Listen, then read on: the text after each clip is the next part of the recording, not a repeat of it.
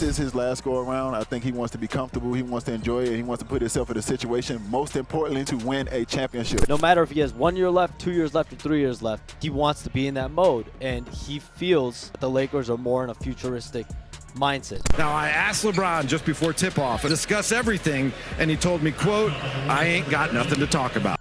Things have gotten so bizarre with the LeBron James situation that it's starting to defy logic.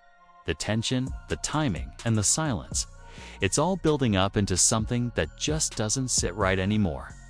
And that's exactly what we're breaking down today. LeBron James has reportedly been frustrated with the Lakers ever since they made a bold and controversial move. Trading Anthony Davis for Luka Doncic? On paper, it looked like a blockbuster, the kind of deal that only comes around once in a generation. A superstar swap that could reshape the future of the franchise. But behind the scenes, it seems to have triggered something deeper in LeBron. Why? Because for the first time in years, the Lakers made a move that didn't orbit around LeBron. This trade wasn't about building around him. It was about preparing for life after him. And that's the part that stings. The message was loud and clear. The torch is being passed, whether he's ready or not. Now, let's be real. LeBron turning 40 isn't just a number. It's a clock ticking louder than ever. He's no longer guaranteed to finish a season healthy. Retirement isn't just a rumor, it's expected. Even insiders like Shams have echoed that LeBron's future could wrap up in the next 1, 2, 3 years. And that window, it just got a whole lot smaller. What we do know is he will be playing a record 23rd NBA season. Still not sure whether he's going to play one more season or he has multiple years left, but I'm told he wants to compete for a championship next season, and he is uncertain about the Lakers roster moving forward. First, his wife subtly hinted it was time for him to retire. He's brought it up before during the All-Star press sessions. I don't care how many more points I score or what I can or cannot do on the floor. Real question for me is, can I play without cheating this game? The day I can't give the game everything on the floor, it's the day I'll be done. Lucky for you guys, that day is not today. There's no denying it. What LeBron James is still doing at 40 is nothing short of remarkable. He remains one of the most efficient players in the league, defying time in a way few athletes ever have. But here's the catch. Age changes everything, especially when you're commanding a $52 million salary. No matter how talented you are, building a championship-level team around a 40-year-old superstar is a logistical nightmare. The uncertainty is too real. Will he play another season? 2 more, maybe 3. Nobody knows. And for front offices trying to plan ahead, that kind of unpredictability is a major roadblock. This entire situation draws an eerie parallel to the final chapters of Tom Brady's legendary NFL run. Even though Brady was still playing elite football. In his mid-30s, the Patriots drafted Jimmy Garoppolo, and before that, Ryan Mallett. It was clear the franchise had begun preparing for life after Brady. Despite his ongoing success, and when Brady pleaded with the team to invest in wide receivers and offensive weapons, they didn't listen. They focused on defense instead. Sure, it earned him 1 more ring in 2018, but it came with frustration and limitations. That's why he left for Tampa Bay, where he had a stacked offense, and immediately won another Super Bowl.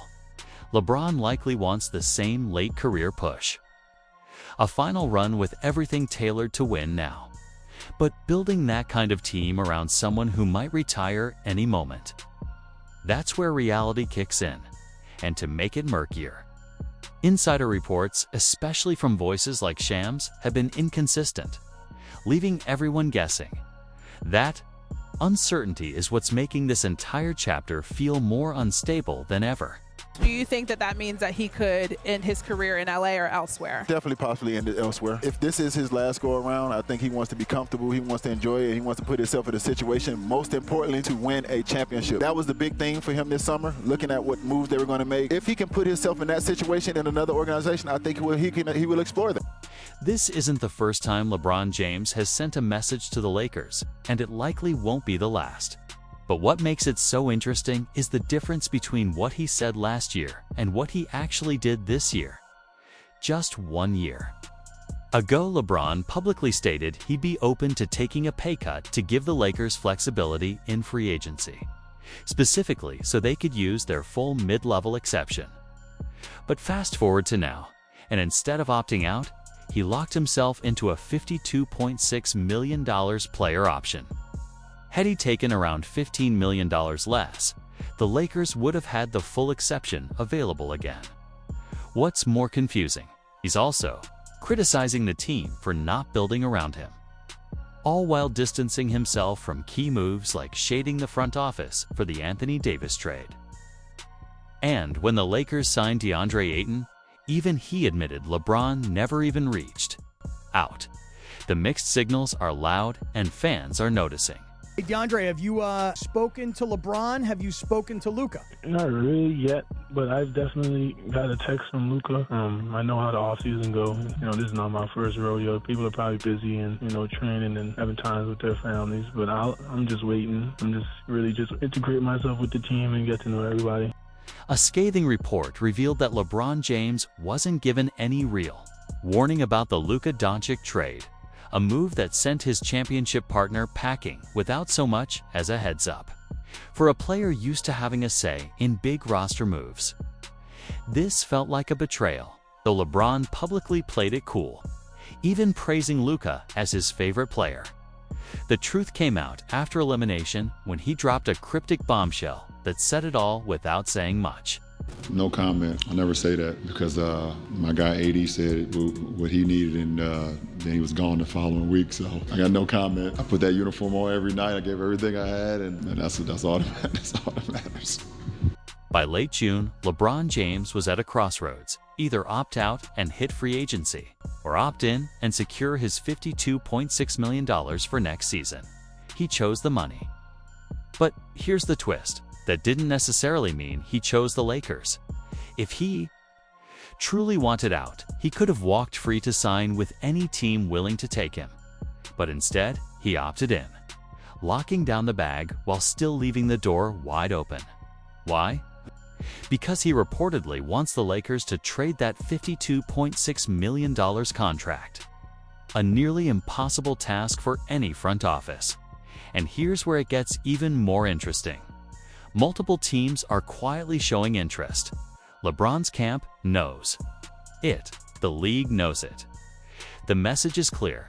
He's tired of the Lakers prioritizing the future while he's trying to win now.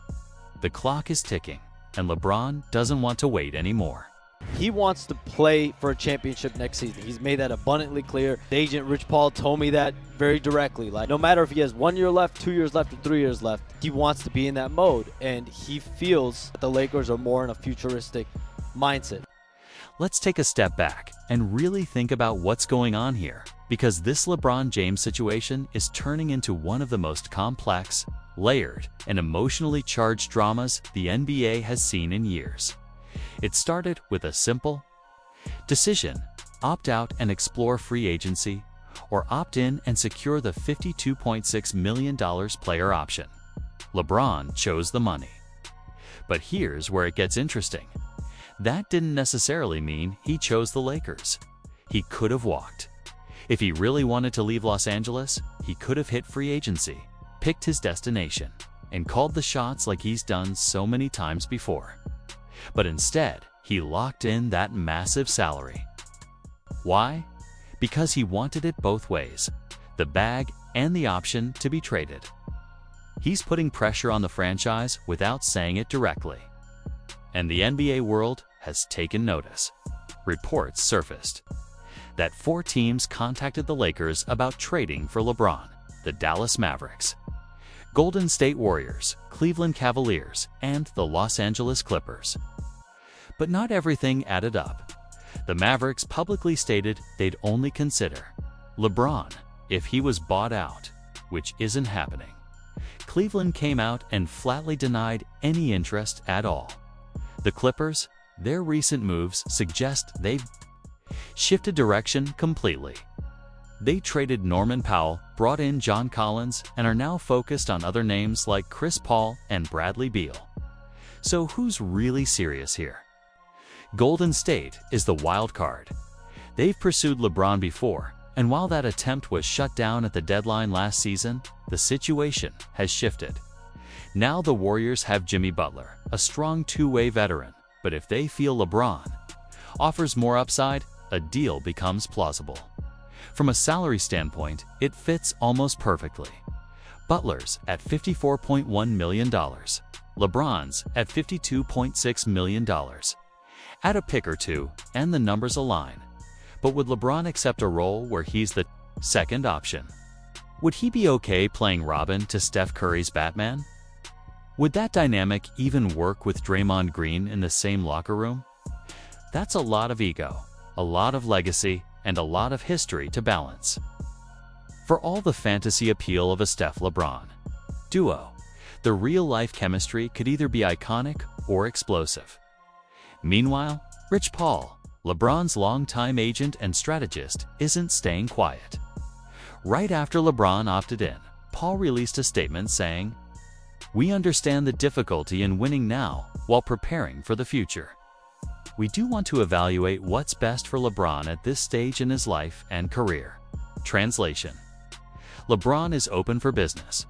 Paul also confirmed that 4 teams reached out about trading for LeBron, though he admitted no formal discussions had taken place. But let's be honest, this is Rich Paul we're talking about.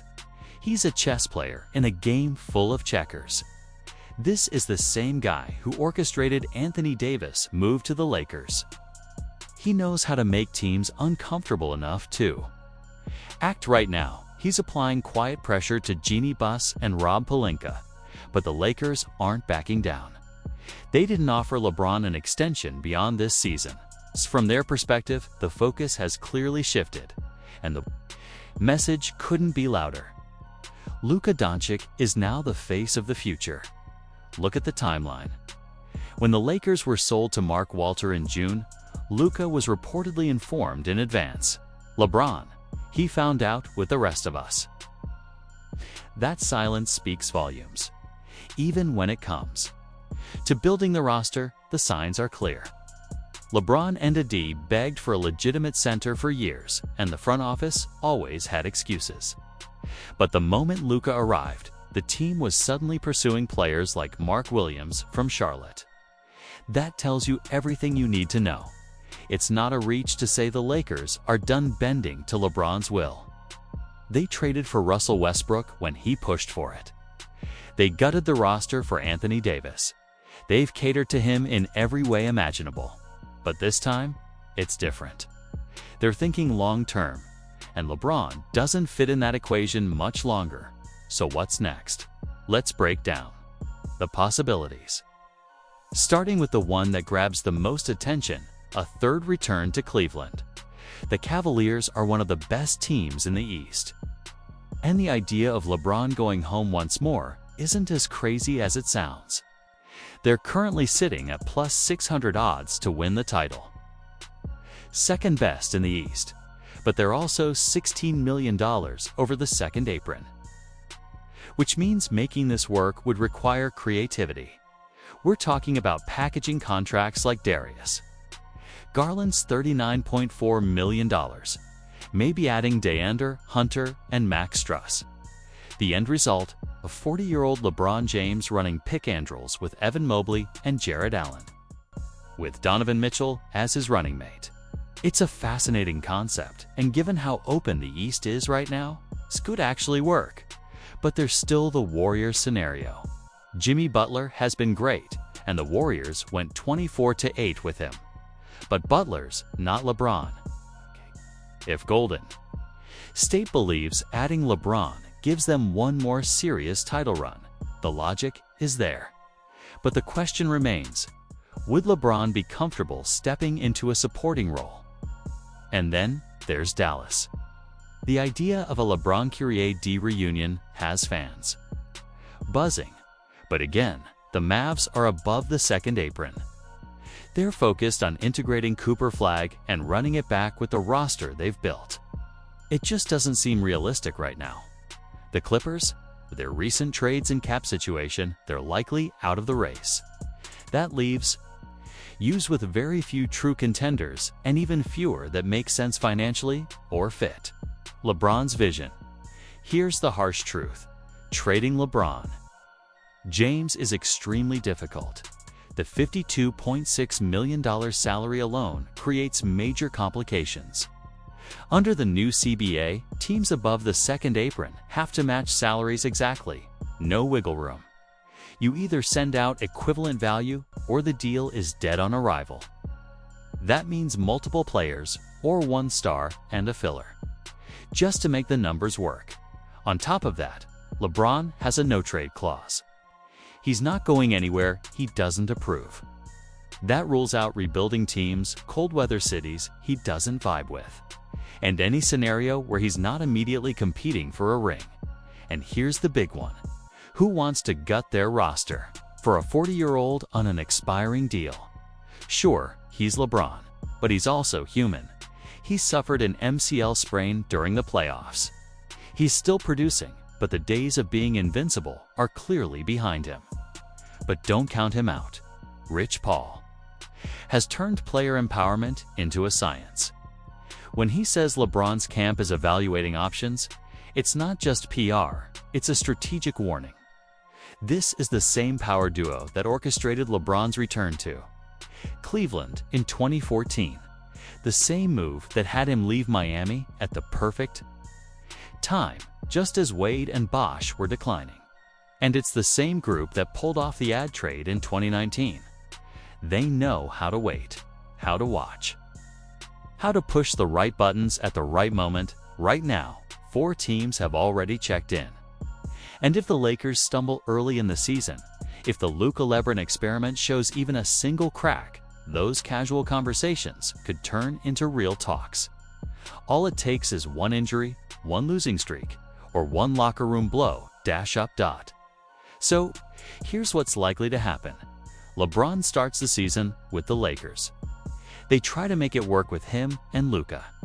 They win somewhere around 50 games, make the playoffs, maybe even look strong for a while.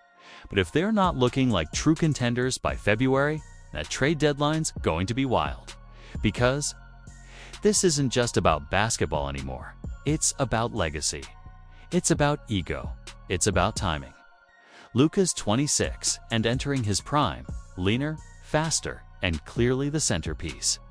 LeBron's 40, clinging to what could be his final shot at greatness. These two timelines don't align. Everyone sees it. Everyone feels it. If you're the Lakers, you're trying to have it all. Contend now and build for later. But if you're LeBron and you're watching Cleveland rise without you, seeing the Sixers hungry to make a splash, wondering if you could flip Paul George for one more run, you might start asking yourself, is it time to make one last move? But here's the ironic part. If he really wanted that, all he had to do was take less money. And the entire reason we're in this mess. LeBron didn't want to leave $15 million on the table.